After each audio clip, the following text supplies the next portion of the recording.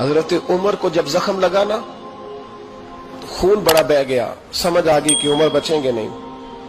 تو حضرت عمر نے بیٹے کو بلایا، فرمایا بیٹا آخری وقت ہے میرا، جناب عائشہ صدیقہ کے پاس جاؤ. گنبد خضرا میں نا 3 قبروں کی جگہ ہے، ایک میں حضور آرام فرما، ایک میں جناب ابو بکر صدیق.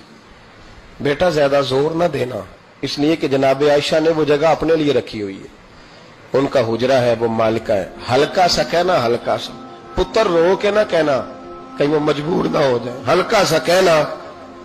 عمر کا دل کرتا ہے میں نے وفا کی ہے مصطفیٰ کے ساتھ، نوکری کی ہے، اگر مجھے جگہ مل جائے نا تو میں وہاں سو جاؤں.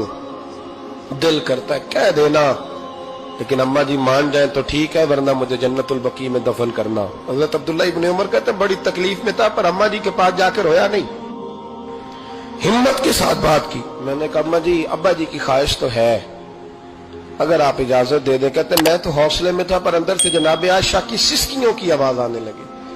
فرمایا جا کے عمر کو میرا پیغام دینا کہ کوئی اپنی قبر کی جگہ کسی کو بھی نہیں دیتا، اور پھر جگہ بھی وہ جس پر میرے نبی کے گنبد کا سایہ ہو، حضور کے حجرے کا سایہ، وہ والی جگہ. اور عمر سے کہنا تو نے حد کر دی ہے رسول اللہ کے دین کی نوکری کی.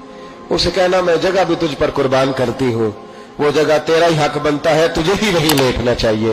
بھائی جب چکر رہتا ہے نا اپنی ذات کا تو انسان